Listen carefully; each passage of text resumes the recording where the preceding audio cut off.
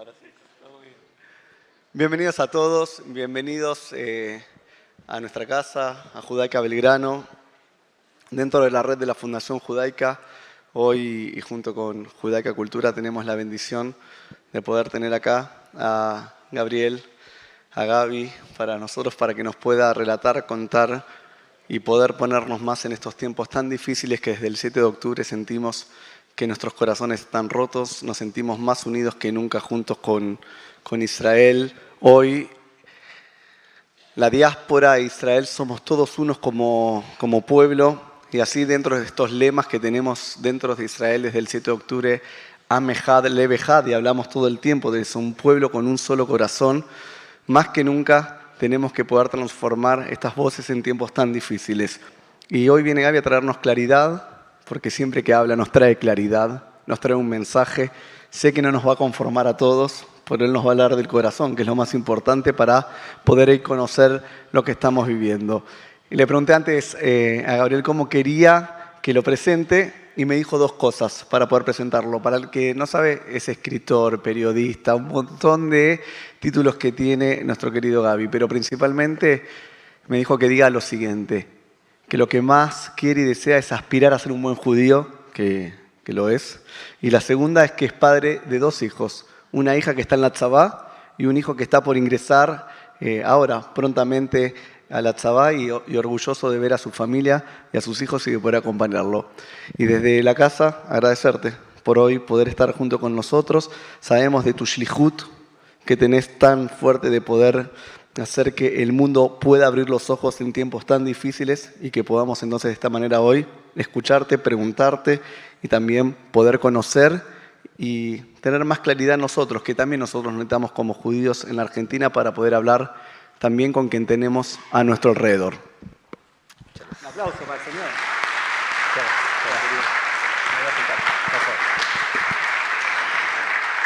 Muy bien. Vamos a hacer una estructura que creo que no la hemos hecho nunca, así que si hoy funciona mal, no la vamos a hacer más. Y es así. Debido a que hay muchos temas de actualidad, ustedes van a ver 10 temas. Y lo que van a tener que hacer es escribir en un papel 2. ¿Bien? Van a tener que escribir 2. Acuérdense los números. Por ejemplo, si ustedes quieren el 1 y el 8, anotan 1 y 8. Bien, tenemos en la primera pantalla los 5 primeros temas que son: 1, cómo medimos que Hezbollah ya no es una amenaza para nosotros. 2, cómo podemos medir que Hamás fue derrotado. 3, Medio Oriente, qué pasa con Irán o sin Irán. 4, cómo influye Irán en América Latina. 5, si Trump es bueno para los judíos o no. Próximo. 6, la inestabilidad política que hay ahora en Israel, si es un peligro para nosotros. 7, si el actual odio hacia Israel es simple antisemitismo o tiene cosas diferentes. 8, Israel puede aceptar una Irán nuclear. 9, es bueno para los judíos que Milei sea tan sionista. Y 10, ¿qué capacidad bélica tiene Israel para destruir a sus enemigos? O sea, son 10 temas diferentes. Tienen exactamente 30 segundos para anotar en un papel los 2 números que quieran. 2 por persona. Y después tenemos un sistema muy especial en donde los vamos a más o menos contar y Patricia va a ir diciendo y vamos a elegir 6. ¿Bien? Si nos da el tiempo. Entonces, mientras que ustedes escriben,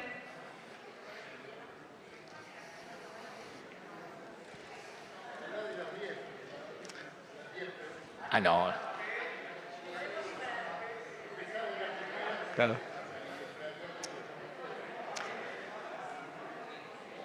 Muy bien. Entonces, vamos a solucionar un tema antes.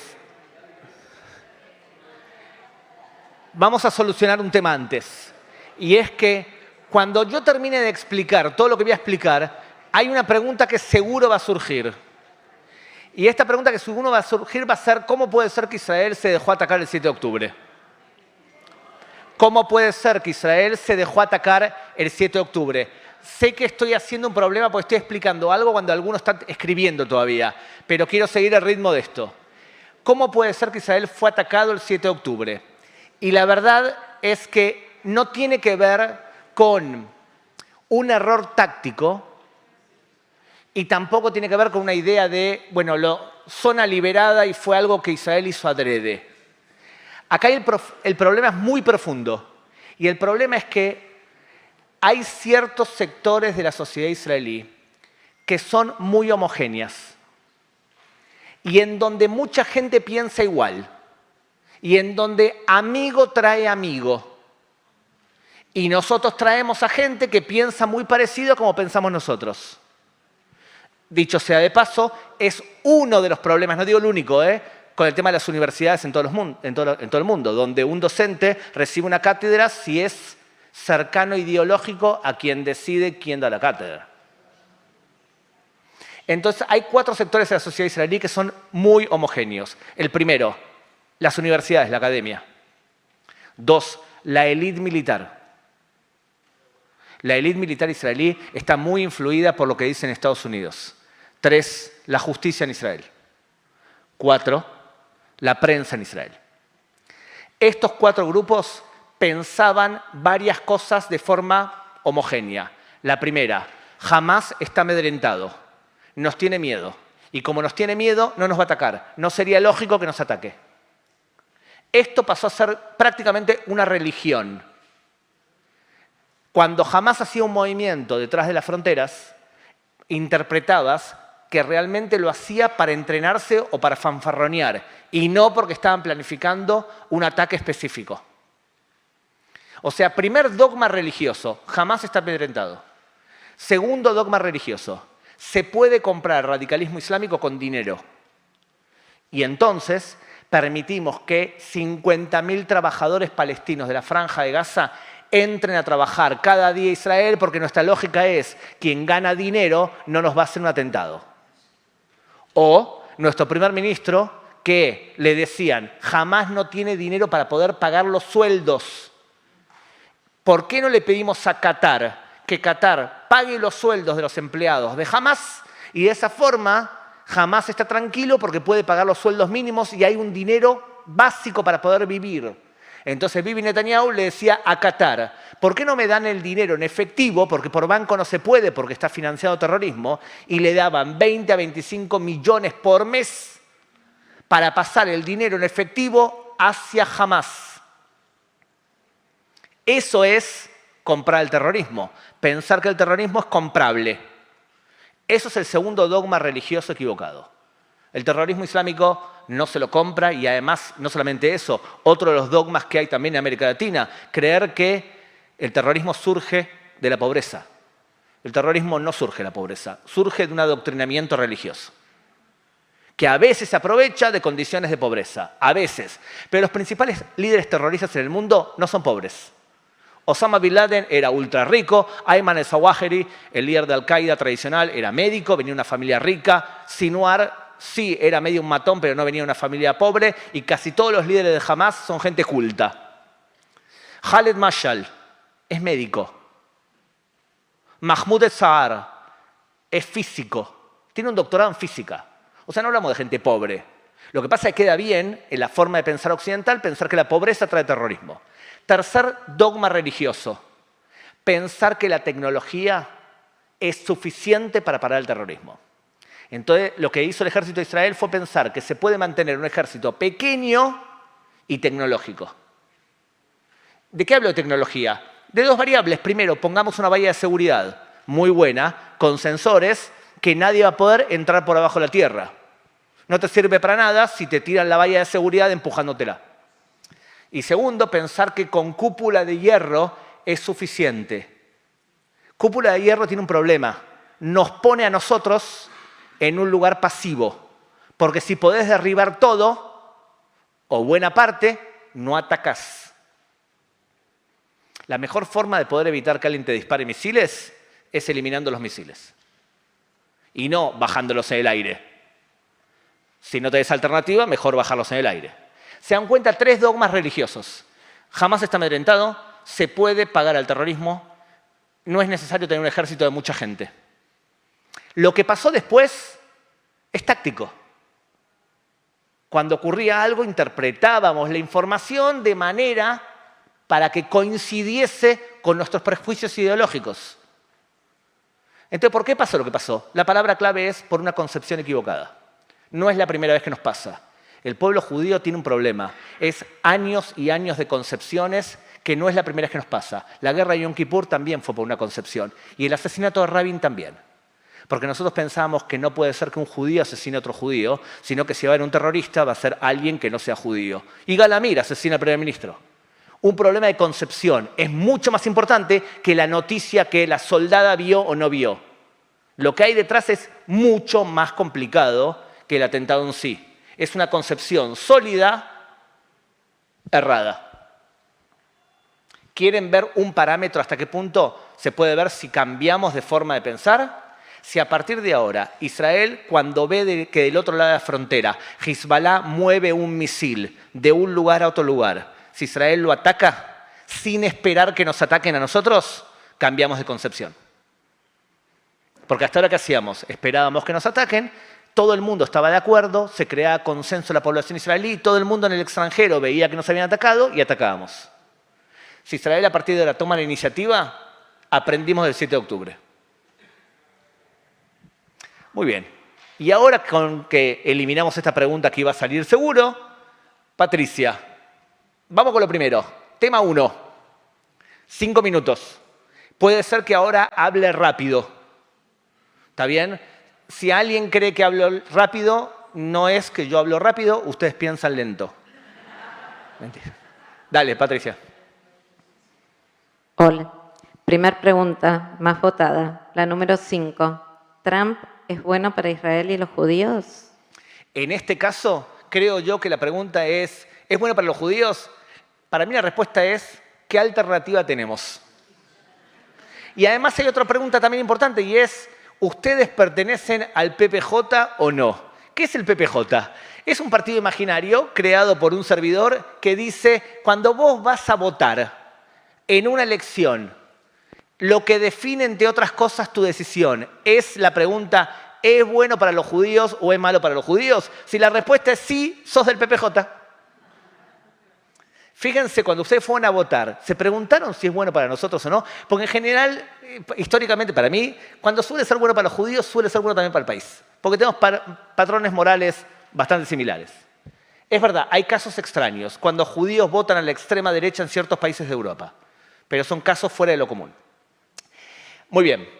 ¿Qué tenemos de cuáles sean las opciones? Primera opción, Barack Obama en forma de Kamala Harris. El ideólogo del Partido Demócrata en los últimos años fue Barack Hussein Obama. Y el que estaba detrás de él es una persona que ha hecho mucho daño a la hora de entender el Medio Oriente. Se llama Edward Said. Él escribió un libro, varios libros, donde decía que hay que entender el Medio Oriente en base a la colonización y al imperialismo. Ese tipo de visión le echa la culpa de lo que pasa en el Medio Oriente a Estados Unidos, a Francia, a Inglaterra y demás. Esa visión exculpa al propio Islam y al propio Medio Oriente. O sea, el Medio Oriente es una zona que es tribal, las normas de las tribus y de los clanes importan. ¿Quieren un ejemplo? Cuando un país tiene un clan que gobierna y otros clanes que son la oposición, el que tiene el poder mata a la oposición. Ejemplos, el clan Saud de Arabia Saudita elimina cada tanto a la oposición que le hace sombra. El clan Azani, que es el clan de Qatar, también persigue la oposición cuando quiere. ¿Ok? Y el Medio Oriente también es religioso y por lo tanto hay países sunitas y países chiitas que entre ellos se odian. O sea, la visión de Edward Said tiene un problema estructural y es que le echa la culpa al Medio Oriente no a la gente. O sea, es la típica, siempre la culpa la tiene otro. Tengan en cuenta, en el judaísmo, en el cristianismo, son teologías que cuando hay un problema, ante todo te planteás qué hiciste vos para provocar esto. Lo primero que hacemos judíos y cristianos es preguntarnos nosotros qué hicimos para llegar a este momento. Barack Obama se educó con Edward Said Y específicamente en el Medio Oriente, hoy el factor de desestabilización más importante es Irán. ¿Qué pensaba Barack Obama con respecto a Irán? Lo que pensaba es que hay que abrazar a Irán para que se modere. Hay que quitarle las sanciones a Irán y había que meterlo en el concierto de las sociedades. Entonces Barack Obama firma un acuerdo de no proliferación nuclear con Irán. Biden no es tan parecido a Barack Obama en ese sentido. Pero el Partido Demócrata tiene fuerzas adentro muy radicales de izquierda y muy radicales también en su forma de ver el mundo woke. Dominan parte de las universidades o buena parte de las universidades de Estados Unidos y nosotros hemos visto el nivel de antisemitismo de muchas universidades de Estados Unidos. Entonces, es toda una escuela de pensamiento que ustedes la viven en primera persona porque ustedes están sufriendo de alguna manera este debate cultural también dentro de vuestro. ¿Estado grande o Estado pequeño? Y otra cosa, ¿quién paga las cuentas? En ese sentido, Kamala Harris piensa que Israel no es su única aliada en el Medio Oriente, que a Irán hay que lidiar con él sin enfrentarla y que hay que detener todas las guerras, porque las guerras son malas. Y quiero aclarar una cosa, es verdad, las guerras son malas, pero hay guerras que hay que combatir. No podés huir de todas las guerras. Cuando alguien quiere asesinarte y te dice que quiere asesinarte, tienes que decidir si estás dispuesto a pelear una guerra. Nosotros no estábamos dispuestos a pelear ninguna guerra, nos la impusieron la guerra. Ahora bien, veamos Trump. ¿Qué sabemos de Trump? Además de que está medio loco. ¿Qué más sabemos? 4 años de gobiernos. ¿Y qué fue lo que hizo los 4 años de gobierno? Fomentó los acuerdos de Abraham y los logró. Atacó y mató al principal instigador del terrorismo del Medio Oriente, llamado Qasem Soleimani, que era el líder de la fuerza Al-Quds. Pasó la embajada de Estados Unidos, de Tel Aviv a Jerusalén, que es algo que teológicamente dentro del Islam es fundamental para entender cómo se puede conseguir paz. Lo explico en 2 palabras. Vamos, el radicalismo islámico surge del entendimiento que todo lo que hizo Mahoma es perfecto. Y todo lo que dijo Mahoma es perfecto. Por lo tanto, si tú te burlas de Mahoma, te tienen que matar, porque no te puedes burlar del perfecto. ¿Por qué se casan con criaturas en el Medio Oriente? Porque Mahoma lo hizo. Mahoma se casó con Aisha, su tercera esposa, y Aisha tenía 6 años cuando se casó y 8 años cuando tuvieron su primera relación sexual. ¿Por qué degollaron a judíos? Porque los ejércitos de Mahoma degollaron a 1000 judíos en el oasis de Keibar en el año 629. ¿Por qué violaron a mujeres? Porque violar a las mujeres en las guerras de Mahoma estaba permitido porque las mujeres eran propiedad del vencedor. Off the record, cuando escuchen a alguien que hable del Medio Oriente y no se especialice en Islam, cambien de canal, porque es un charlatán. Medio Oriente es Islam. Son tribus y es Islam. Entonces, ¿qué pasa con Mahoma? Mahoma en el año 628 firma un acuerdo con su tribu original, la tribu de Quraysh, por el cual durante 9 años, 9 meses y 9 días no va a atacar a la tribu de Quraysh. A cambio, Quraysh le va a permitir a Mahoma explicar su teología monoteísta dentro de la Meca.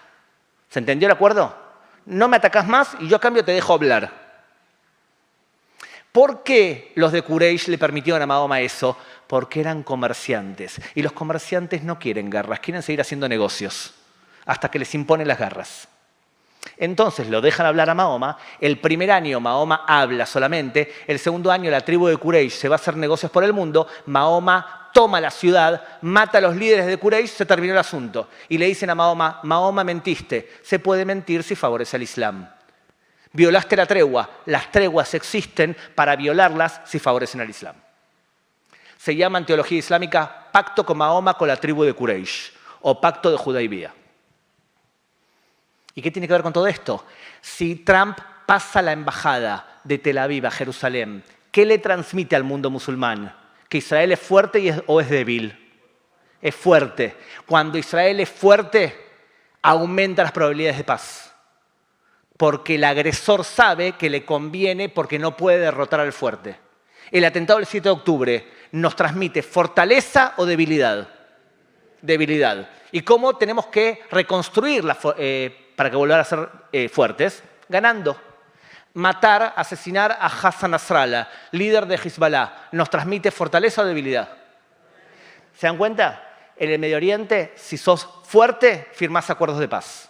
Y Trump transmite al Medio Oriente que él está dispuesto a defender a sus aliados. Y está dispuesto a jugarse por sus aliados. Por lo tanto, para el Estado de Israel, que gane Trump es bueno.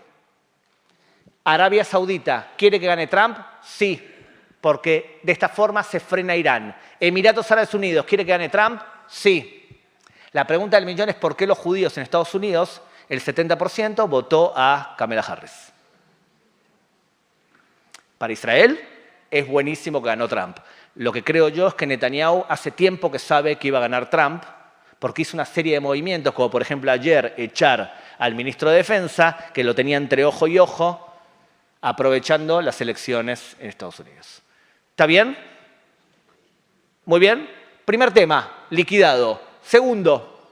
Paradójicamente, la segunda pregunta es la 9.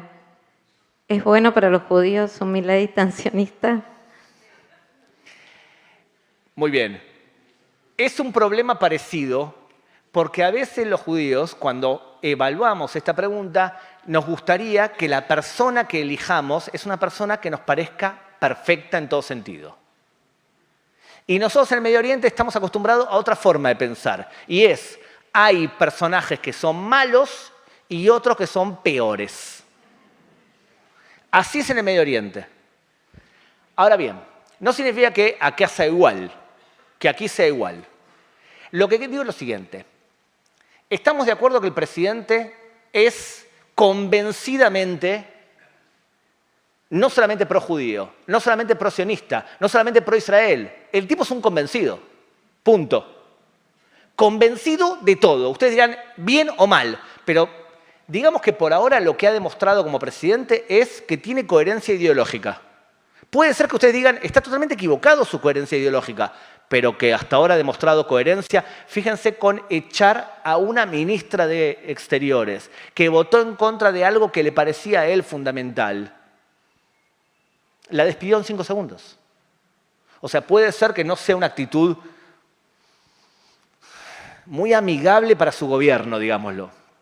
Ahora bien, yo tengo la suerte de asesorar a cierta fuerza de seguridad y una de las cosas que siempre repito es, le pueden decir a Milei que no exagere con esas manifestaciones de amor, porque hay acá 2 problemas para nosotros.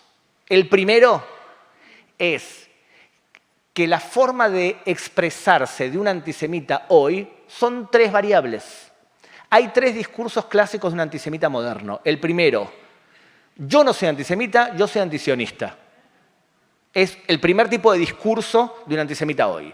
Segundo tipo de discurso, ¿los judíos se inventaron el holocausto o se inventaron el 7 de octubre? Negar el holocausto. Es el menor, los más extremistas hacen eso, pero es una forma del discurso antisemita hoy.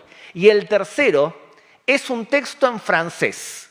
Resulta que en el año 1905, un tipo llamado Sergei Nilus, que pertenecía indirectamente y era asesor del espionaje ruso, la Ojrana, toma un texto en francés que se hablaba mal de los franceses y cambia todas las palabras donde dice francés y dicen los judíos. Y cuenta que los judíos se reunieron en secreto en el año 1897 para definir y decidir cómo dominan el mundo. Y este texto que se llama Los Protocolos de los Sabios de Sion, en 1921, un periodista británico que viajaba por Estambul se reúne con un hombre llamado el señor X, así es como se lo reconoce, que le muestra el libro original de Francia. Y dice, ¿te das cuenta? Lo mismo que se dice acá. Y él escribe un artículo que dice que los protocolos de los sabios de Sion es fake. Desde entonces, mucha gente sigue pensando que los protocolos de los sabios de Sion son una verdad absoluta. En Argentina, en los años 70, un economista de la Universidad de Buenos Aires escribió la misma pavada, pero para América Latina, el Plan Andinia. Y el Plan Andinia es lo mismo que los protocolos de los protocolos de sabios de Sion, pero tropicalizado para América Latina. Y entonces en los años 80 la policía argentina mete a Iosi, el espía arrepentido, para averiguar cómo los judíos van a ejecutar el Plan Andinia. Y los secuestrados durante la dictadura militar le preguntaban cómo ellos iban a ejecutar el Plan Andinia. A ver, nosotros también sufrimos de alguna manera de eso. A ver, que levante la mano quién cuando ve una película de cine y se queda para ver los títulos, no empieza judío, judío, judío, judío. Nosotros sabemos perfectamente quién es judío y quién no. Y nosotros también sabemos una cosa que es real. Uno, los judíos en general tienen mejor posición económica que los no judíos. Tengo una explicación por qué es eso, pero es un hecho fáctico, es verdad. ¿Por qué? Por varias razones. Primero, porque tu mamá te taladra el cerebro que un buen nene judío estudia. ¿Está bien? Nene, tenés que estudiar. Yo vengo de familia jugadora de fútbol. Mi abuelo jugaba en River. Toda mi familia jugadora de fútbol, jugaba en la selección argentina, el primer judío que jugó en la selección argentina. Y mi mamá me decía, vos salís jugador de fútbol y de casa te vas. Nene judío estudia. Esa es una razón. Segundo, nosotros vivimos en comunidad. Los judíos no pueden vivir en el interior porque necesitan por lo menos 10 para rezar juntos, necesitan un cementerio, necesitan una escuela. Entonces somos bichos de ciudad. Y como somos bichos de ciudad, entre otras cosas, nos gusta que el dinero nos lo maneje otro judío. Y si hacemos negocio, también que lo haga otro judío. ¿Por qué? Porque existe en el judaísmo el concepto de jerem, boicot. Si haces algo malo para tus amigos judíos, el rabino declara boicot y no te puedes casar con nadie, no puedes rezar, y un montón de variables relacionadas con la fisonomía, de la forma de pensar de un judío. Otra cosa, hablamos idiomas. Es fundamental, porque vos te enterás de algo que pasa en otro país y lo traes para acá. Por eso los judíos en general son los que traen progreso, porque traen ideas de afuera. Hay un montón de razones por qué, pero es una cosa fáctica. En promedio, los judíos tienen más dinero que los que no son judíos. Segundo, ¿los judíos nos ayudamos entre nosotros? Sí. Fíjense, si hay un niño judío que quiere estudiar en una escuela judía y no tiene dinero, ¿estudia o no estudia? ¿Por qué? Porque alguien va a pagar. Problema que nosotros venimos arrastrando en Argentina durante años. Durante muchos años, lo judío no se pagaba, porque alguien lo iba a pagar. Ahora están empezando a cambiar esto en Argentina. Pero durante los años del corralito era increíble. Yo trabajaba como sheliach de la agencia judía y sabíamos, los argentinos tienen una cultura que lo judío no se paga. Alguien lo va a pagar. Así quiebran escuelas y un montón de cosas. ¿Vale? Volviendo al tema. Mi ley sionista fomenta el estereotipo de los protocolos de aviación, ¿sí o no? Pero por supuesto que sí. Fomenta el estereotipo que los judíos están detrás de todo, porque fíjense, incluso domina al presidente de Argentina. Por más... Entonces, no digo que sea injusto, digo que de hecho la imagen de que el país está siendo dominado indirectamente por judíos, y ni hablar del nombramiento ahora del ministro de Exteriores, fomenta esa imagen falsa y problemática de los protocolos de aviación. No significa que yo estoy diciendo que es mejor que no lo haga, pero digo que es una cosa que es real. Y segundo, cosa importante, terrorismo tiene 4 variables técnicas. Es terrorista aquel que amenaza o asesina, primer variable. Asesinar o amenazar con asesinar. 2, a un civil, significa un no combatiente. 3, para conseguir un objetivo político. 4, intencionalmente, o sea, en un marco de propaganda. Vuelvo a repetir, terrorismo es asesinar a civiles para conseguir objetivos políticos en un marco de propagandas. Si vos asesinás a un militar para conseguir un objetivo político, sos la guerrilla. Y si vos asesinás a civiles para conseguir objetivos comerciales, sos la mafia. ¿Estamos de acuerdo? Si vos sos un terrorista y vos querés hacer un atentado, vas a querer que ese atentado tenga repercusión en todo el mundo. ¿Bien? América Latina, como vamos a ver quizás después, es un lugar en donde los chiitas penetran con mucha facilidad y desde los años 80. En otras palabras, si vos sos Hezbollah o Irán y ya hiciste 2 atentados en Argentina y los 2 atentados todavía está Luis Delía diciendo que fue una implosión interna y vos sabés que los 2 atentados no fueron resueltos, ¿vos podés llegar a pensar que este país es un país impune? ¿Podés pensarlo o no? Y por supuesto que sí. Y por lo tanto, Tengan en cuenta que desde los años 1992 en adelante, la estrategia militar de Hezbollah y de Irán ha sido vengarse de lo que pasa en el Medio Oriente, no en el Medio Oriente siempre, sino atacando donde se puede y donde sienten que no los pueden juzgar.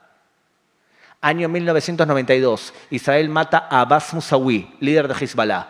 3 semanas más tarde, vuela la embajada de Israel en Argentina. Y Hezbollah dice, lo hicimos para vengar el asesinato de Abbas Musawi. Cosa que es increíble, porque en 3 semanas no haces un atentado como ese. Lo que pasa que Irán, lo que la gente sabe menos, es que Irán tiene una estrategia que se llama atentados en la repisa. Planifican todos los atentados, te pueden incluso enterrar bombas abajo de la tierra para utilizarla dentro de 15 años y de esa forma, cuando ven la posibilidad, lo ejecutan.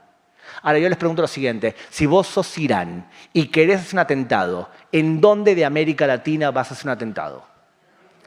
En este momento en 3 países, Uruguay, Paraguay y Argentina.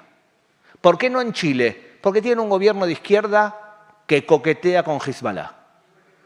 Igual que Bolivia, igual que Colombia, en Perú no se va a enterar nadie. Por lo tanto, de todos los países de América Latina, Argentina es un lugar apetecible. Por lo tanto, es importante bajar los decibeles para no llamar demasiada atención. Por eso yo creo que, ¿cuál es el problema de un Milei tensionista? 1, fomenta los protocolos de aviación. 2, enciende las alarmas para que nos ataquen nuevamente. Y a pesar de todo, creo que es muy bueno para los judíos Milei.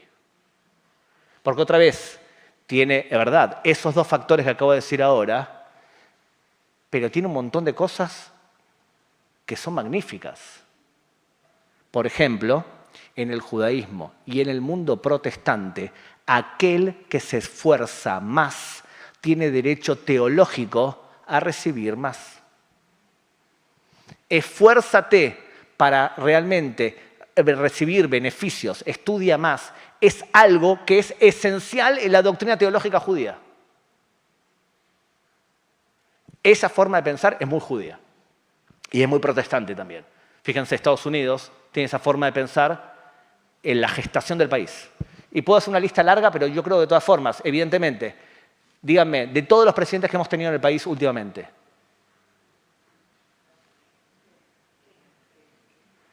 de todos los presidentes que hemos tenido acá, ustedes han tenido presidentes que han hablado de forma antisemita, incluso sin saberlo. Cuando Cristina hizo un discurso donde dice que si quieren entender los fondos buitres, tienen que entender a Shylock, del mercader de Venecia, era una gigantesca frase antisemita, no sé si lo sabía o no.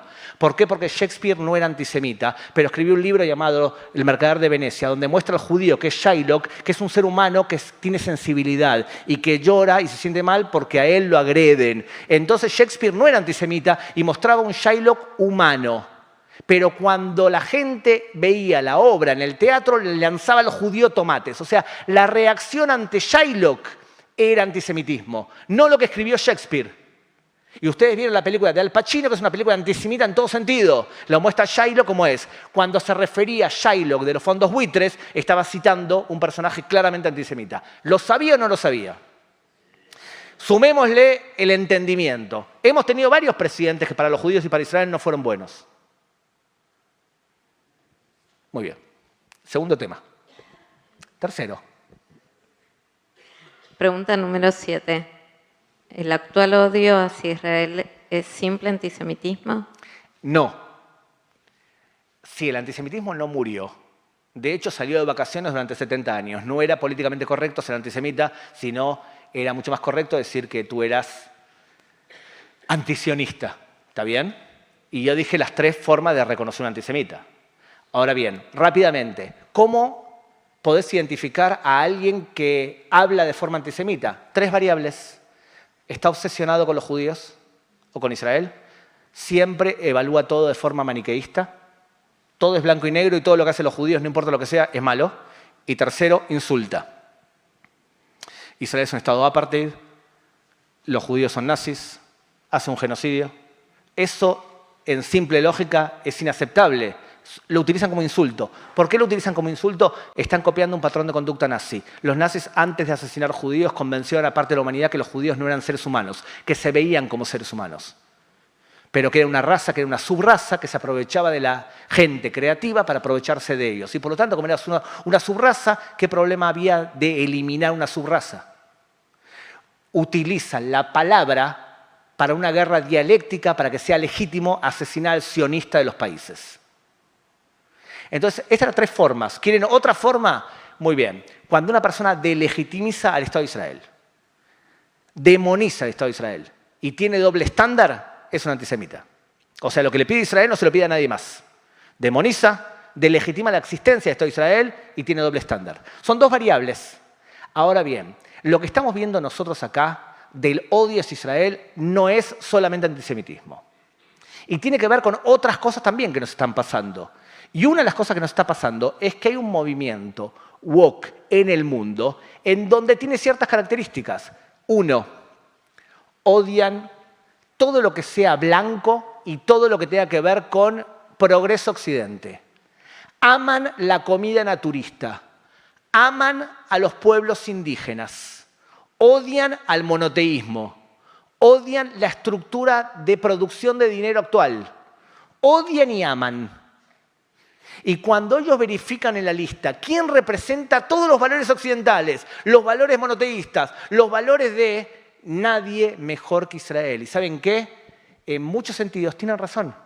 Fíjense durante la pandemia, un Estado protege a sus ciudadanos, gasta dinero público para salvarlos, sale a buscar medicinas y vuelve. Somos un Estado, en todo sentido, ultra super modernista. Nos gustan las fronteras, nos gusta la gente de adentro, las protegemos. Somos un Estado antiguo en todo sentido. Nos ofrecieron ser parte de la Unión Europea. No aceptamos. ¿Por qué no aceptamos? ¿Estamos dispuestos a permitir que un portugués venga a trabajar y sea ciudadano de Israel? No. ¿Estamos dispuestos a que entre dinero y salga sin ningún tipo de control? No. No queremos ser Europa. Queremos seguir siendo Israel. Representamos todo lo que la modernidad representa y que odian toda la cultura woke. O sea que por un lado hay eso. Y por otro lado hay otro tema que es fundamental. Y es el siguiente. En los años 90, una docente de Estados Unidos llamado Khrushchev, de apellido, que era una mujer lesbiana y de color, desarrolla una teoría que está bastante lógica y que tiene razón al principio. Después se desmadró. Y lo que ella dice es lo siguiente. Ustedes imagínense que usted es una mujer que es además una persona de color. ¿Qué posibilidades hay que usted sea pobre? ¿Alta o baja? Alta. Entonces lo que dice es que hay ciertas características de tu identidad que son fundamentales para entender tu posición. Esa es la parte lógica.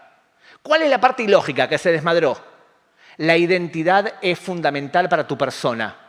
Y cuanto más clara tengas tu identidad, mejor. Y hay identidades que son víctimas y hay identidades que son victimarios. O sea, hay buenos y malos. ¿Quiénes son los buenos? Todas las mujeres son buenas siempre. Todas las personas de color son buenos siempre. Todos los grupos LGTB+ son buenos siempre. Todos los palestinos y los musulmanes son buenos siempre. ¿Se acuerdan de Edward Said? O sea que hay algunos que son siempre buenos y hay algunos que son siempre malos. Todos los hombres son malos. Y si sos hombre blanco, peor todavía. Y si sos hombre blanco, cristiano y europeo, sos prácticamente el demonio. Y heterosexual, ni hablar. O sea que hay buenos y malos. ¿Está bien? En esa visión que se llama la interseccionalidad, los que son malos siempre se unen, dicen ellos, para hacerle daño a las víctimas. Y por lo tanto tenemos que unirnos de forma incondicional para combatir a los malos. Ahora, los judíos de Israel, ¿en dónde estamos? Ahora, explíquenme cómo nosotros llegamos a ser los malos si siempre durante 2000 años nos asesinaron. ¿Cuándo dejamos de ser las víctimas a ser los victimarios?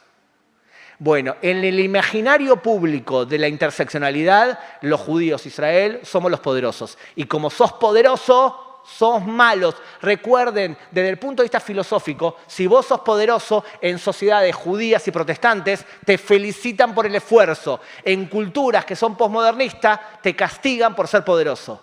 Porque por algo fue que fuiste poderoso. Seguramente abusaste de alguien, no trabajaste duro, te aprovechaste de los pobres. En la forma de pensar de la interseccionalidad hay malos y buenos. Si entendemos esto, se entiende por qué un grupo feminista levanta las banderas palestinas. ¿Qué lógica hay entre grupos LGTB y Hamás? Una palabra: odio. Odian lo que no representan en su escala de buenos y malos la interseccionalidad. Ustedes me dirán, pero ¿quién puede pensar en esta pavada como cierta? Muchísima gente y muchísima gente en la universidad. En este sentido, sí hay que dar una guerra cultural clara para explicar que la interseccionalidad está en contra de la lógica. Vos podés apoyar a alguien en algo y no tenés que apoyarlo en todo incondicionalmente. Fíjense, el 7 de octubre fue un trauma para los movimientos feministas. Algunos dicen que les hizo un daño tan radical que no van a poder sobrevivir a eso, porque no defendieron a las mujeres judías cuando fueron violadas. 3 temas. No es un tema solamente de antisemitismo. Nosotros representamos los valores occidentales y nosotros representamos a los poderosos máximos en la interseccionalidad. O sea que no depende solamente de nosotros. Depende de cambiar la forma de pensar de universidades y es una guerra cultural que ustedes también la viven, quizás con otras formas, pero también la viven. Y también la viven en Estados Unidos. Mi opinión personal es que vamos a entrar en una etapa que sea lo contrario a esto, porque me cuesta creer que padres en Estados Unidos sigan pagando $100.000 al año para que te adoctrinen con caca en la cabeza. La gente no va a pagar $100.000 para que te metan que el mundo está dividido en buenos y malos y que todo vale lo mismo? Que la narrativa es igual a la búsqueda de la verdad. ¿Para qué vas a una universidad? Para buscar la verdad, aunque sea aspirar a eso. Tenés que averiguar qué fue lo que dijo Napoleón Bonaparte un segundo antes de intentar conquistar Aco. No me vengas a decir lo que vos suponés que dijo Napoleón. ¿Tenés pruebas? Tenés que aspirar a buscar la verdad. Y creo yo que estamos entrando en un momento donde ya nos empezamos a reír de ese narrativismo. Entre otras cosas, a nivel general, durante muchos años pensamos que ese narrativismo, muchas veces de extrema izquierda, tenía una aureola de cultura y de intelectualidad alrededor.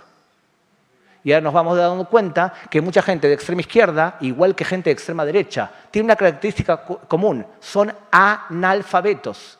Gente de extrema izquierda y de extrema derecha son igual de analfabetos. Y cuando se habla del Medio Oriente, peor todavía, porque no entienden cosas básicas del Medio Oriente, como por ejemplo religión, clanes y todo tipo de temas así. 3 temas. Vamos a lo siguiente. 3 preguntas de los 3 primeros puntos que expliqué y seguimos con las elecciones de ustedes segundas.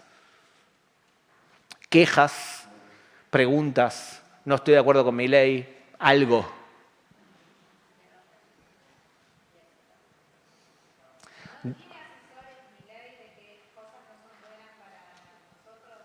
Sí, y de hecho Milei iba a declarar que iba a pasar la embajada. Si no tiene asesores que le dicen que baje el carro 2 pasos y que se calme un poco, ¿está bien? Sí, Milei iba a pasar la embajada de Israel mucho antes y además va a declarar a las fuerzas al-Quds de Irán como grupo terrorista. Y no lo ha hecho hasta ahora porque no tiene lógica ahora, porque sería como decirle a Irán, vengan y atáquennos. O sea que sí tiene asesores y creo sí que ha cambiado el discurso bastante. Pero otro lado, el tipo está convencido de que los valores judíos son valores correctos. Por lo tanto, hay que felicitar también eso. Yo me siento mucho más cómodo con un tipo como Milei que te cita pasajes bíblicos y te exporta algo que es importante. La moral judía tiene valores universales que son magníficos. Pero sí, tiene asesores en ese sentido. Sí. Bueno, yo te quería preguntar porque entiendo, como vos bien decís, que en el Medio Oriente cuando uno es más fuerte hay paz, pero te quería preguntar qué pasó después de la guerra de Yom Kippur, cuando tanto Israel como Egipto estaban bastante destrozados, que ahí se firmó la paz entre ambos países. Muy bien. Primero, ¿te acordás que te conté de lo que era el pacto de Hudaybiyah? El pacto entre Mahoma y la tribu de Quraysh del año 628. el presidente Sadat fue a la Universidad de El-Azhar, que es la meca de los grandes sabios del Islam, y le preguntó, ¿puedo firmar la paz con los judíos? ¿Sabes lo que le respondió la Universidad de El-Azhar? Claro que sí. Estás haciendo lo mismo que hizo Mahoma con la tribu de Quraysh. Yasser Arafat firmó el acuerdo de Oslo con nosotros. 29 veces dijo, nadie puede criticarme porque hice lo mismo que Mahoma con el acuerdo de Quraysh. Yo en ese momento estudiaba en la Universidad Ciencias Políticas, mi máster, y estaba estudiando Islam. Mi profesor de Ciencias Políticas, que era todo de la academia universalista y todo lo demás, decía, qué bueno, Arafat lo dice por decir. Y mis profesores de Islam se agarraban la cabeza y decían, ¿está loco? Acaba de decir el pacto de Hudaybiyah que va a violar. ¿Quién tenía razón? Los profesores de Islam. En el año 2000 Arafat empezó la Intifada del Aqsa, violando el acuerdo que había firmado con los judíos. ¿Qué pasó de verdad? Además hay otro factor, y es que el golpe de Yom Kippur nos moderó a los israelíes.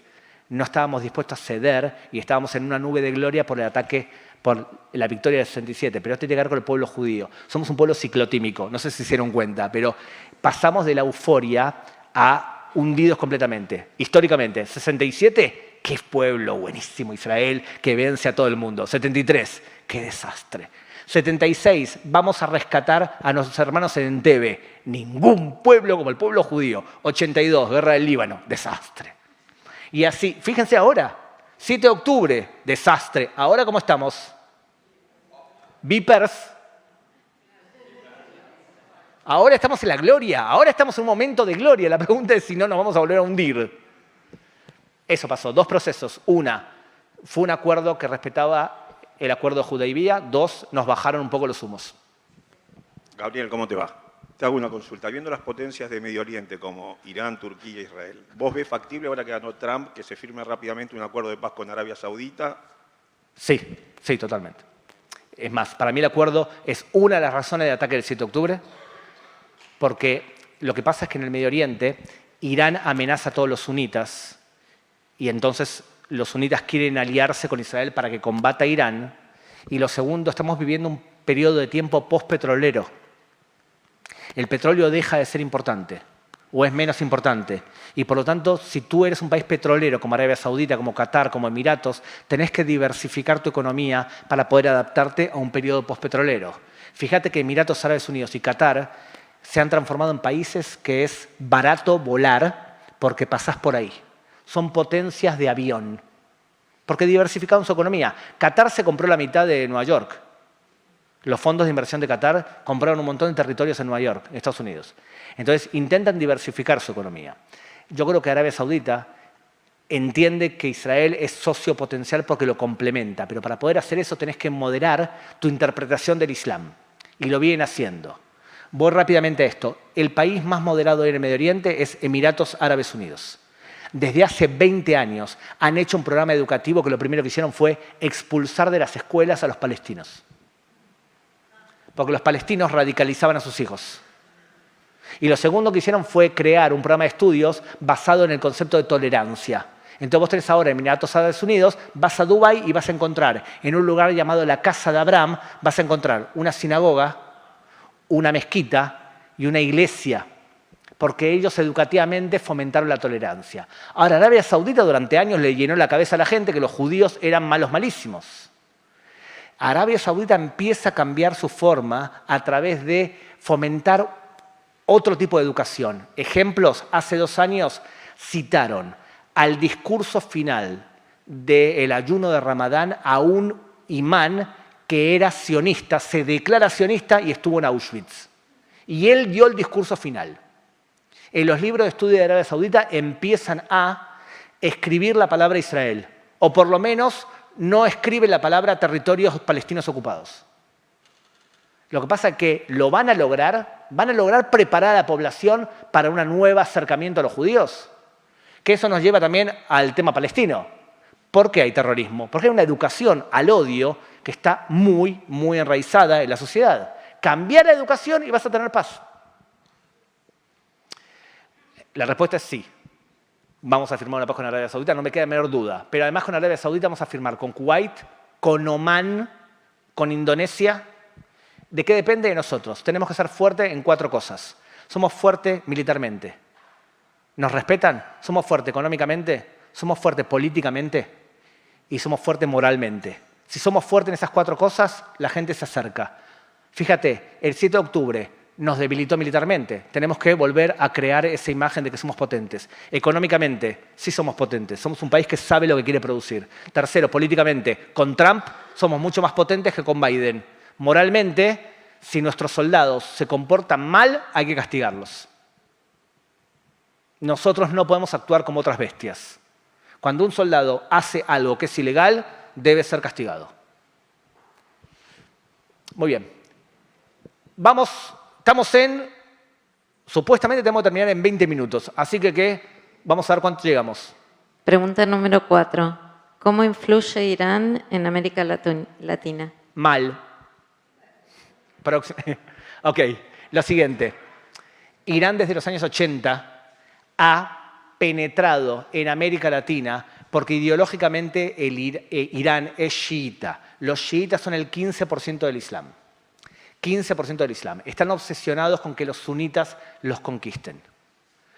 Tienen un tema psicológico durante años porque los sunitas musulmanes conquistaron a los chiitas y los humillaron. Los persas eran grandes médicos y grandes científicos y de pronto vinieron los musulmanes, los conquistaron, los trataron de esclavos. Ellos se convierten al Islam chiita y están obsesionados que los sunitas lo odian. Les digo un ejemplo. Los sunitas creen en Mahoma y en 4 califas. Abu Bakr, Omar, Othman y Ali Ben Talib. 4 califas. Pero los chiitas no creen en los 4, creen solamente en Ali. ¿Me siguieron la lógica? Rápido. Los chiitas creen en la sangre de Mahoma, los sunitas creen en los califas que siguieron a Mahoma. Cuando un chiita escucha la palabra Abu Bakr, tiene que escupir. Los sunitas aman a Abu Bakr. Fíjense cómo se llamaba el líder de ISIS. Abu Bakr al-Baghdadi al-Qurayshi. Abu Bakr es el primer califa después de Mahoma. Cuando nombran a Omar, tienen que escupir. Cuando nombran a Othman, tienen que escupir. O sea que cuando nombran a los califas que no son de ellos, tienen que escupir. ¿Cómo hace un chiita cuando vive en un país sunita? ¿Escupe? Si escupe, lo matan. ¿Qué hace entonces? Escupe para adentro y cuando llega a su casa, escupe todo junto. Se odian los chiitas y los sunitas. Se odian en serio. Debido a que son pocos, el 15% del Islam, tienen que expandirse y para eso crean una fuerza llamada la Fuerza Al-Quds, cuya misión es expandir al Islam. ¿Se han expandido? Claro que sí. Hoy en día gobiernan en Irak, gobiernan en Siria, gobiernan en el Líbano, gobiernan en Yemen. Por eso tenemos problemas con todos ellos. Y entonces, ¿qué pasa en América Latina? En América Latina lo que han hecho es enviar a un gran sheliach, llamado Musa Rabbani, que abrió un montón de centros para crear público. Porque acá, en América Latina, penetran de 5 formas diferentes. Una, da'wa. Da'wa es crear comunidad. Convencer a un montón de personas cristianas, esencialmente, que se conviertan al Islam, porque el Islam es la única verdad y el Islam te protege. Es una religión muy, muy atractiva. En muchos aspectos, Por ejemplo, si vos tenés una persona que tenés que poner a tu mamá en un asilo de ancianos, va a venir y te va a decir, ¿qué tipo de sociedad mete a sus ancianos en un lugar desprotegido? Si venís a mi comunidad, yo voy a proteger a tu papá. Es muy, muy atractiva la comunidad. Para nosotros es algo bueno, pero nosotros hacemos lo mismo. Sí, para nosotros es menos atractivo, porque nosotros lo hacemos de forma natural. Ahora, ¿ustedes quieren ver la cantidad de comunidades musulmanas chiitas que hay ahora en América Latina? En Perú, el sur de Perú es terrible comparado con otros países. En Argentina, la Mezquita de Flores. Ahora, ¿por qué es importante? Porque hay un montón de gente que está haciendo espionaje y prepara esos atentados en repisa que les conté antes. Alguien puede estar parado a la puerta diciendo, a ver, ¿quién sale, quién entra y a qué hora? Primero, da'wa. Segundo, tiene una cadena de televisión llamada Hispan TV. Transmite los valores del Islam chiita en español y contrata periodistas. Si alguno acá es periodista, está buscando periodistas, Hispan TV. ¿Ok? Tercero, han descubierto en América Latina que no hace falta invertir tanto dinero. Hay algunos políticos en América Latina que son comprables. Yo sé que esto le va a sonar raro, porque ustedes no lo pueden pensar como algo posible, pero en América Latina hay políticos que se pueden comprar. Ejemplo, Luis de Lía, comprado por Irán. Esteche, también. Pablo Iglesias, tenía un programa de televisión en Hispan TV. Sumar es un partido que recibe apoyo, entre paréntesis, Vox recibe también apoyo de los exiliados iraníes que odian al régimen. O sea, la extrema derecha recibe dinero de exiliados iraníes que odian al régimen de los ayatolás. Y Sumar y Podemos recibió dinero durante años de Irán. Y de Chávez, por supuesto. Entonces, tercero, compran políticos. Dije, 1, Dawa, 2, Hispan TV, 3, compran políticos. 4, están metidos en sus aliados naturales acá, que son los grupos indígenas que quieren que los occidentales les devuelvan el territorio robado por la ocupación española. Entonces, cuando tú escuchas a un líder mapuche hablando de quién es su inspiración, te va a nombrar Irán. Y lo mismo la araucanía en Chile, y lo mismo el etnocacerismo en Perú y en Ecuador. Y por último, están metidos hasta el gorro en el tráfico de drogas. Fabrican la droga más barata que hay en el Medio Oriente y más dañina. Se llama Captagón. Una pastilla de Captagón sale $10, los fabrican 2 estados que son narcoestados. Uno, Siria, otro, Hezbollah en el Líbano. Por eso Israel debería en algún momento empezar a quemar campos de amapolas para romperle esa producción de drogas. En América Latina lo que han hecho es una alianza con los narcos. Los narcos venden, ellos lavan dinero. ¿Cuánto dinero lavan en América Latina? Más o menos $500 millones al año. Entonces, América Latina es un terreno chiita clarísimo. Y es un terreno donde seguramente debe haber un montón de atentados en la repisa para ejecutar. Por lo tanto, la influencia aquí de Irán es muy problemática. Debilitar a Irán en el Medio Oriente va a ser bueno para ustedes también. Ahora, explicado todo esto, ¿alguien puede decirme qué hacía un avión iraní-venezolano acá? Y la respuesta es, yo qué sé. Lo que les puedo decir es que el día que pasó eso, un amigo mío que es director de la seguridad aeroportuaria, que es de la comunidad judía, me pidió que lo vaya urgente ahí a explicarle a los empleados quién era Irán. Y le dije, no sé lo que traían adentro del avión. Lo que les puedo decir es 5 cosas que Irán hace en nuestro continente. Pueden haber subido cosas, bajado dinero, subido Captagón, un montón de cosas. Porque acá están metidos en un montón de temas turbios. Porque en general los malos se unen siempre. Los buenos más o menos. Próximo. Pregunta número 1. ¿Cómo medimos que Hezbollah ya no es una amenaza? Israel está buscando 4 cosas diferentes. 4. Si logra estas 4, Hezbollah deja de ser una amenaza inmediata para nosotros. Primero, destruirles los misiles exactos. Hezbollah entró a esta guerra con 200.000 cohetes y parte de ellos misiles. Parte de esos misiles no sabemos si los dispararon o no. Por ahora no dispararon misiles exactos. La lógica es que parece que se los guardan para cuando Irán quiera. Todavía nos han disparado cohetes y misiles no lo mejor que tienen. Otra explicación es que Israel les destruyó las lanzaderas y por lo tanto no pueden lanzar esos misiles que les gustaría. ¿Cuánto destruimos? Por lo visto, entre el 30 y el 50%. Pero no sabemos. Cuando sepamos que no tienen misiles de largo alcance, es una buena noticia. 2, destruirle, eliminarle, como lo quieran llamar, neutralizar. Neutralizar a la dirigencia política y militar de Hezbollah. Eso lo logramos bastante. Acuérdense este nombre, Naim Qassem. Es el actual líder de Hezbollah. ¿Por qué le digo que se lo recuerden? Porque puede ser que mañana ya tengan que aprenderse otro nombre. Estaba Hassan Nasrallah, que nos tenía acostumbrado. Después, ¿quién lo reemplazó? Hisham Safiaddin. ¿Qué pasó con él? Morido. Entonces tenemos un montón de... con las operaciones con respecto a la dirigencia, los vipers y todo lo demás, ha creado una psicosis bastante grande en todo el Líbano. Entonces, en ese punto fue donde actuamos mejor. Tercer punto, tenemos que neutralizar los túneles que construyeron para atacarnos por abajo de la tierra. ¿Eso lo podés hacer desde el aire? Cuando vos disparás una bomba sobre una zona que hay un túnel, todo el peso de la bomba cae y haces que el túnel sea más fuerte. Para poder destruir un túnel tenés que meterte con soldados, ponerle dinamita abajo y explotarlo. O sea que para poder destruir los túneles tenemos que entrar por tierra. Por eso los soldados israelíes están entrando por tierra a destruir los túneles de la frontera. Y por eso de vez en cuando mueren soldados israelíes dentro del Líbano. Las imágenes que ustedes ven de explosiones es porque están explotando túneles.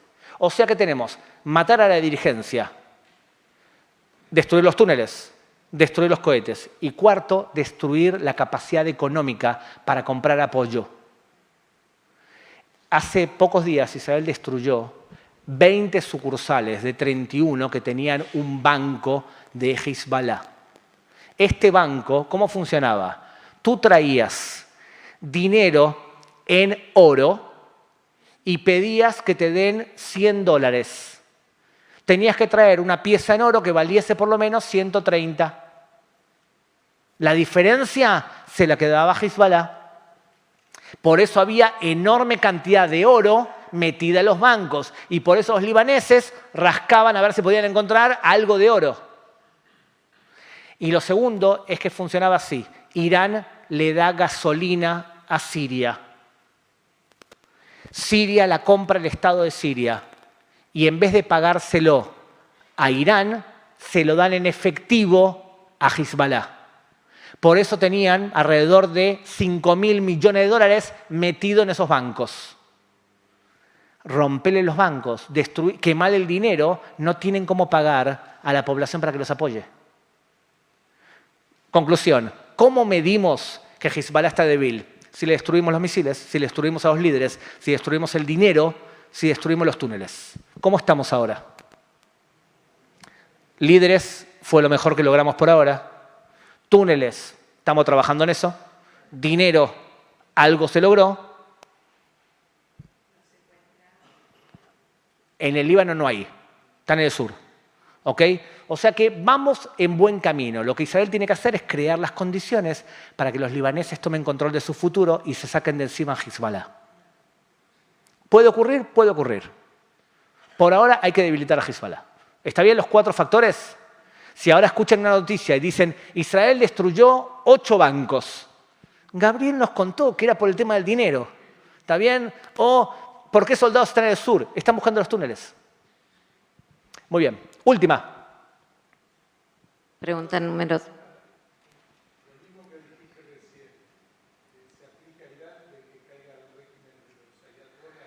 Sí, si debilitas al régimen de los ayatolás va a haber menos flujo de dinero y además tengan en cuenta lo siguiente, la estrategia de Irán fue la estrategia del pulpo. El ideólogo se llamaba Qasem Soleimani, que fue el que mató a Trump. Qasem Soleimani lo que le dijo a los ayatolás es vamos a crear un montón de focos alrededor de Israel porque Israel tarde o temprano nos va a atacar a nosotros para destruirnos la capacidad nuclear. Lo que tenemos que hacer es rodear a Israel con un montón de fuerzas que no sean estatales, armémosla, financiemos y entrenemos. ¿Cuáles sean esas fuerzas? Las milicias chiitas en Irak, Hezbollah, Hamas y los hutíes en Yemen. ¿Cuál de las 4 vos sabés que es la más fuerte de las 4? Hezbollah. ¿Estamos de acuerdo? ¿Cuáles son los menos fuertes? Los hutíes en Yemen.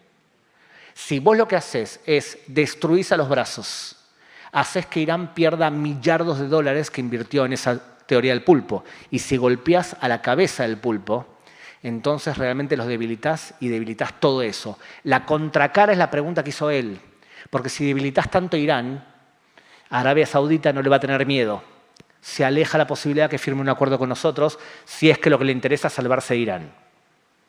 Entonces nos conviene un Irán muy débil, pero no tan débil, porque queremos firmar la paz con los países sunitas. ¿Me siguió la lógica? Bien. Última. Tengo una. Están robando preguntas. No era la Peulá sí. La Peulá era 3 preguntas. Vuelvo un minuto al antisemitismo y a Trump. Vos explicabas que, en tu parecer, el antisemitismo obviamente se va a dar vuelta con un tema de educación y que probablemente en las universidades ahora empiece a haber otro tipo de concepción por esto de que los padres no van a permitir. yo creo que la cultura woke y posmodernista va a tener un revés ideológico en donde creo yo que muchas universidades van a tener que hacer una purificación interna de traer a gente conservadora que busque la verdad. En eso cae el antisemitismo, porque el antisemitismo también se aprovecha de la cultura woke. Eso quise decir.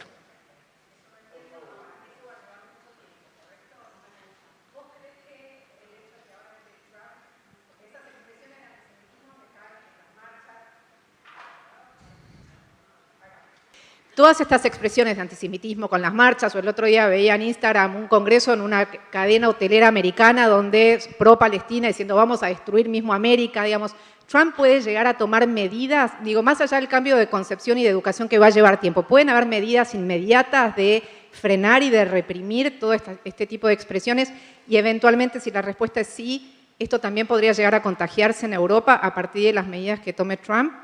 ¿O no? Digo, porque me preocupa el antisemitismo en todo el mundo, que se ve mucho más que acá, en Estados Unidos y en Europa hoy en día, ¿no? Sí, yo creo que se va a terminar contagiando. Creo que en Europa, que tienen un instinto de supervivencia más débil que Estados Unidos. Los europeos tienen una capacidad muy importante de autodestrucción, porque no confían tanto en sus valores, por ejemplo. Entonces sí creo que lo que va a pasar en muchos países de Europa es este proceso. Van a terminar subiendo gobiernos de extrema derecha que llegue al poder, por ejemplo, Vox en España. Yo lo veo bastante probable en unos años. Antes va a subir antes el PP. Acordate este nombre. Ayuso, la presidenta de la Comunidad de Madrid, para mí va a ser presidenta de España. El otro día le escribí, me respondió así al instante. Le dije, para mí va a ser presidenta de España. Me dijo, gracias, gracias. No me dijo, pero antes tiene que sacarse de encima al que es el presidente del PP, que es medio salame, pero ella es brillante. La posibilidad de que Vox llegue al poder es real. La posibilidad de, ¿cómo se llama esta mujer de Francia? Le Pen. La posibilidad que Le Pen sea primer ministro. ¿Es posible? O sea que yo creo que sí, se van yendo, pero la actitud de ellos va a ser muy antimusulmana, muy políticamente incorrecta, muy conservadora y admiran a los judíos. Admiran a Israel porque nos ven con un montón de cosas que a veces es mentira. Dicen, ustedes, yo he dado conferencias en España y se levantaba gente y dice, amo Israel porque ustedes matan a musulmanes. ¿Ok? Tiene un estereotipo de nosotros. La última. Un segundito. Ahora, ¿cómo lidiás con un tipo como ese? Vos como judía. ¿Qué haces? Te voy a decir lo que pasa en Europa muchas veces. Los judíos votan a Vox y votan a Le Pen, pero tienen vergüenza de decirlo. ¿Te parece lógico? Sí. Ahora bien, yo personalmente mido de la siguiente manera. Si un partido político de extrema derecha reconoce su pasado antisemita y echa de sus filas antisemitas, para mí es legítimo. ¿Está bien? Ahora, puede ser que Trump lo que haga es tomar medidas muy concretas como cortar financiamiento de dinero y perseguir dialécticamente a la cultura woke. ¿A qué les suena? El fenómeno de Milei y cómo habla va a ser para mí imitado en un montón de lugares porque es una forma de hablar muy agresiva, clásica de las redes sociales. Y el tipo lo que hace es, te voy a ganar culturalmente con medidas coherentes y atacándote todo el tiempo. ¿Cuál es la excusa de él? A nosotros nos atacaron durante años y nos echaron de universidades, nos echaron de un montón de lugares porque ustedes se pensaban que tenían la razón absoluta. Ahora es nuestro turno. Palo, palo, porque ustedes se vienen equivocando hace 30 años. O sea que esta es la política que puede ser. Y viniendo de Trump, es mucho más salvaje esto. Porque Trump, cuando quiere ser Trump, Milei es un bebé de pecho. Entonces sí creo que va, por lo menos dialécticamente y de punto de vista institucional, va a tomar medidas claras como, por ejemplo, intentar limitar la inmigración, echarle la culpa a todos los progres de todas las desgracias del país, y es una imagen internacional más creíble. Si Trump te amenaza, es más creíble que si Biden te amenaza. Ok. Este hombre me va a matar. Sí, por eso. Vamos por ese y después las de la No es mi gente. intención. Sí, por favor. No, te quería preguntar, ¿cuánto influye en todo lo que planteaste las diferencias políticas claras que hay internas dentro del gobierno de Israel? ¿Y cuánto pesa los intereses personales muy claros que hay dentro de esa política. ¿Y hasta Era justo dónde la esto- pregunta y hasta número dónde- 6 y hasta que tocaba dónde- ahora. y Espera, de hecho, era la pregunta última. Ah, bueno. La Bueno. votada por la gente. La última pregunta era hasta qué punto los problemas internos dentro de Israel, y es complicado porque ya tengo poco tiempo. Entonces, sí, tiene mucha influencia, pero tenés que entender lo siguiente. Israel es un sistema de coaliciones. Y ustedes tienen 4 fuerzas en las políticas israelíes. Los partidos árabes, que son vistos como ilegítimos en los gobiernos de Israel. La extrema izquierda o la izquierda, que ahora es muy débil y después del 7 de octubre va a ser más débil todavía. El centro, que es esporádico. Hoy estás, mañana no estás, y van cambiando de nombre. Yair Lapid. ¿Bien? Es partido de centro. Escuchás lo que dice, abrís un manual de IKEA y dicen lo mismo. Tenés a la derecha y tenés a la ortodoxia. ¿Bien? Las coaliciones, cuando son de derecha, son derecha y religiosos. Pero Netanyahu, todos sus gobiernos han sido gobiernos en donde él siempre quiso estar en el medio y tener aliados a la derecha, aliados a la izquierda y aliados con Dios. Esos fueron los gobiernos tradicionales de Bibi Netanyahu. En los últimos gobiernos no fue así, porque parte del mapa político israelí le hizo boicot a Netanyahu porque estaba en juicios que, si te acordás, Patricia, cuando tratamos hace unos años los juicios de Netanyahu, yo te dije, no tiene carne. El juicio es una vergüenza como proceso judicial. Y no tiene carne.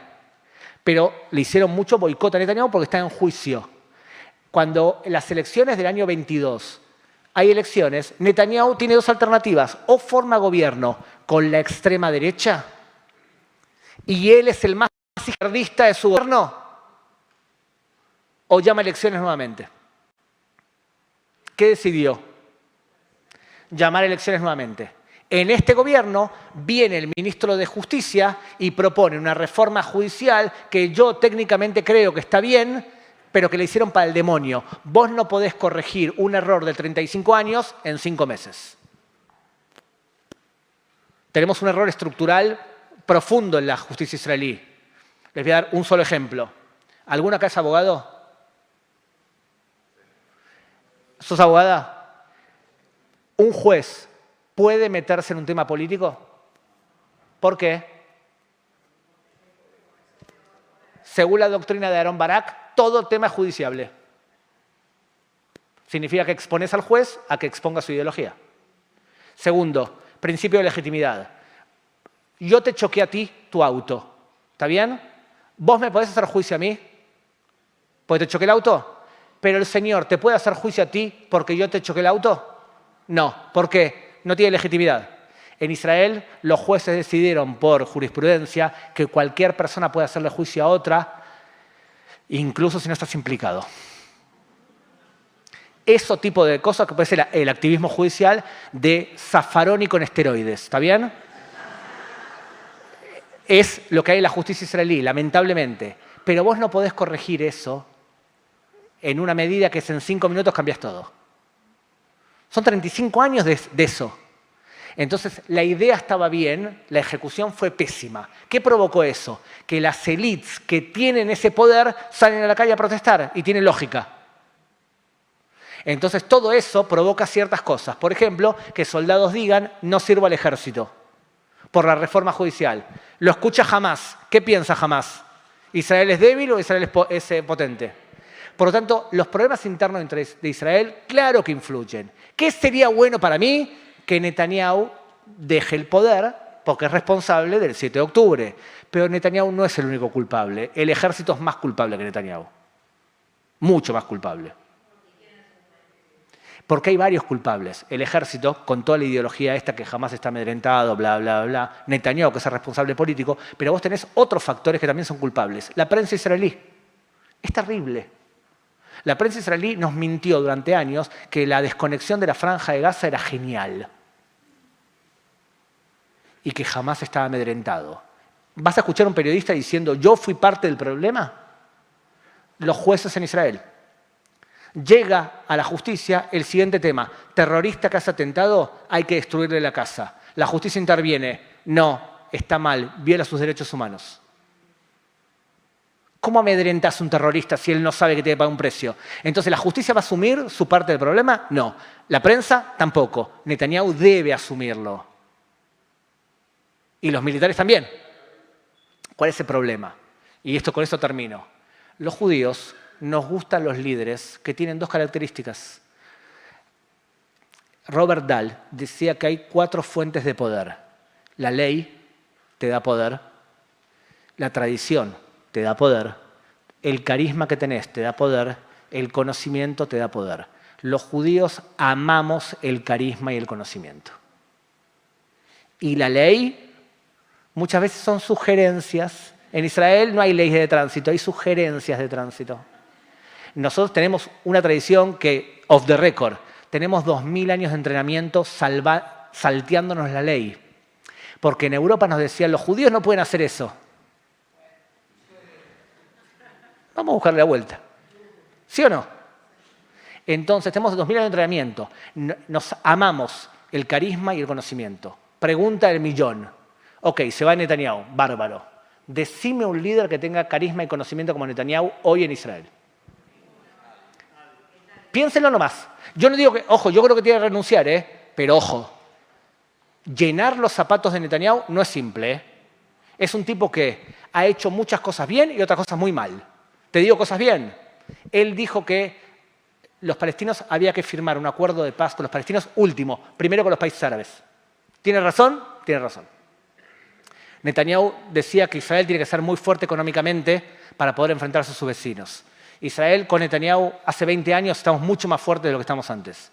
Un israelista cobrando de promedio de sueldos, de promedios, $56.000 anuales. Y tenemos en reserva 200.000 millones de dólares. Si Argentina, los ahorros que tiene, los reparte entre la población, cada uno de ustedes recibe $700. Nosotros 34.000. Entonces, ha hecho cosas bien. ¿Qué ha hecho mal? Primero, está casado con una mujer que no es la más estable del mundo. Y además él... No, está bien. Pero en este tema es problemático porque ella interviene en la decisión del marido eligiendo gente. Según quién lo amenaza... Sí, pero ella es muy... ¿Sabes qué? Te voy a decir una... A ver, ¿cuál es la mujer, la esposa de un primer ministro? No, yo te digo quién. Sí, Paula Ben-Gurión. Paula Ben-Gurión era cleptómana. Está bien, lo que pasa es que... Está bien, pero es un problema. Segundo, más importante, el primer ministro de Israel ha logrado, por las vueltas de la vida, que todos los aliados políticos que ha tenido él, todos lo odian. ¿Cómo entendés que todos te odien? Lieberman, Sar, puede ser que lo odien porque no pueden competir con él, pero es un hecho. La gente no quiere sentarse en una coalición con Netanyahu porque dice que les miente. ¿Netanyahu les miente? Sí. La pregunta es, ¿necesitamos un primer ministro así? Puede ser. Lo que te quiero decir es que es muy potente la figura de Netanyahu, va a ser difícil de reemplazar. Yo creo que alguien que lo puede reemplazar es Naftali Bennett, creo, porque la población de Israel se fue hacia la derecha. Y segundo, nosotros necesitamos a un Levi Eshkol. Y con eso termino.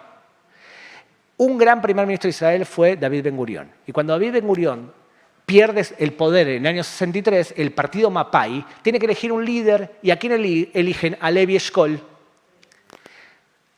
Fíjense, es un primer ministro que la gente suele escuchar poco. Si yo les digo a ustedes, ¿quién ganó la guerra a los 6 días? Rabin, Moshe Dayan. ¿Y quién era el primer ministro? Levi Eshkol. Pero la gente no se acuerda de Levi Eshkol. Usaba pantalones hasta acá. Se casó con su secretaria. Se murió de un ataque al corazón. Un divino. No, fuera broma, era un tipo bueno. Él apenas asumió el cargo. Dice, Ben-Gurión es demasiado duro. Le pido a la oposición que está pidiendo repatriar los huesos de Jabotinsky, que yo a Jabotinsky lo admiro, le pido por favor que traiga los huesos y le vamos a dar sepultura como se merece. Ben Gurión no quería. O sea, Ben Gurión había cosas, se le metía en la cebollera y era difícil de sacarlo. Por ejemplo, que no haya televisión. Porque si hay televisión, la gente no va a hacer gimnasia. Tenía cosas que era de Ben Gurión. Entonces, era un primer ministro muy fuerte. Necesitábamos un primer ministro así, sin duda. Es difícil gobernar a los judíos.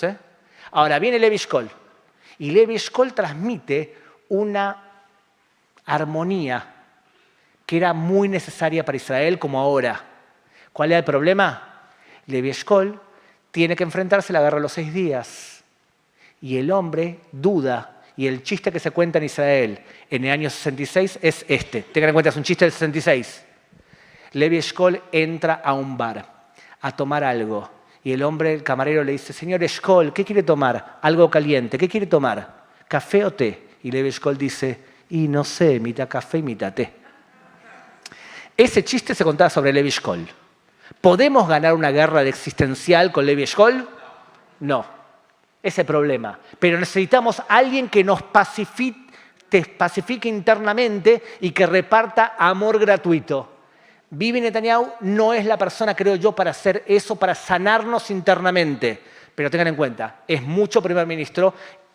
Y les pregunto a ustedes, ¿quién aceptaría acá que durante 4 años Bibi Netanyahu sea vuestro presidente? Les puedo asegurar que muchísimos países del mundo quieren a un líder como Netanyahu en sus países. Hago esta pregunta en un montón de comunidades y no judíos. ¿Quién quiere que Netanyahu sea el presidente de Ecuador? Yo.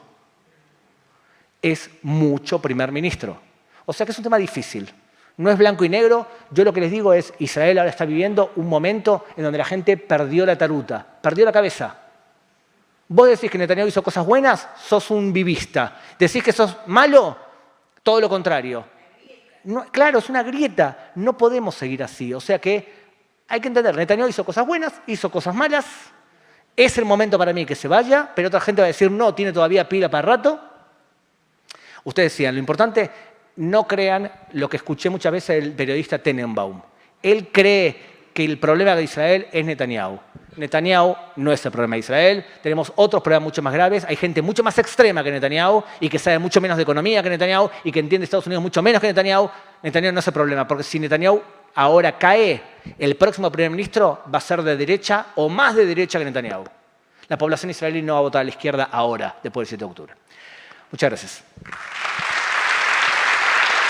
Antes de cerrar, primero agradecerte, Gaby, por estar juntos con nosotros y vamos, en estos tiempos tan difíciles desde el 7 de octubre, nosotros que no dejamos nunca de hacer una tefilá, una plegaria por Am Israel, por nuestros familiares, por nuestros seres queridos. Y una de las últimas preguntas, pero bien breve, es si hoy podemos seguir teniendo... El pueblo de Israel nunca pierde la esperanza, ¿no? Eso de por sí, pero preguntarte cómo vienen nuestras esperanzas en este tiempo tan difícil por los Hatufim y qué se puede esperar en este tiempo tan duro.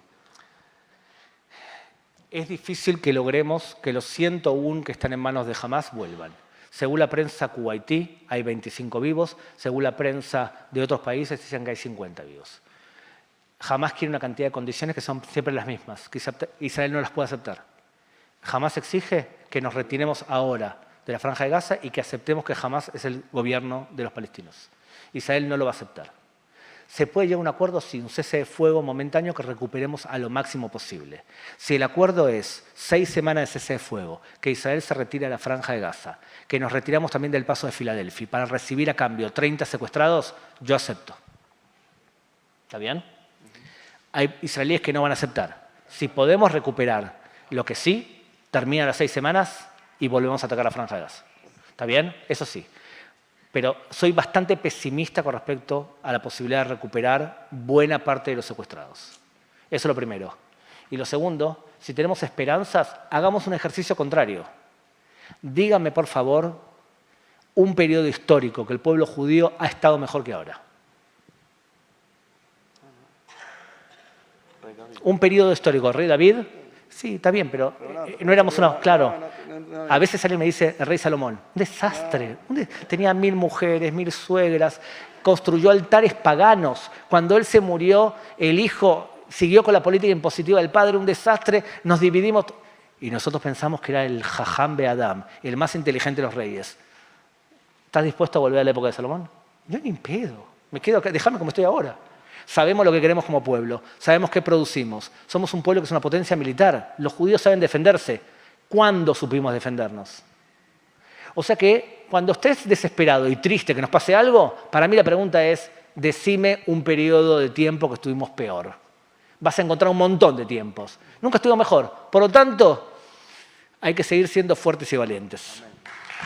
Amén. Gracias, Gaby. Y como dijimos recién, no dejemos nunca de poder elevar nuestros corazones, de poder rezar por nuestro pueblo, por Israel, por cada uno de ustedes que están en la tierra de Israel dando lo mejor de sí en cada uno de los momentos. Rezamos por los Hatufim, rezamos por que la paz realmente pueda llegar para todo Medinat Israel y para toda la humanidad. Amén. Gracias a todos por acompañarnos y los invitamos el 21 de noviembre. Vamos a tener el musical Am Israel Chai acá en nuestra casa de nuestra querida Tali Lubiniecki. Es un momento muy especial para elevar nuestro tiempo, nuestro lugar junto con Israel. Pueden sacar entradas por PlateaNet y obviamente que este viernes en Shabbat los invitamos a todos a estar acá en la comunidad. Muchas gracias. Chicos, el que quiera libros de 300x300 de conflicto, de antisemitismo, allá afuera, y también hay libros chicos, los libros de bolsillo por ser judíos. El que quiera llevarse también para familiares, los repartimos durante el 7 de octubre, pero han sobrado para bien, o sea que el que quiera llevarse, que se lleve. ¿Quién los reparte? Ah.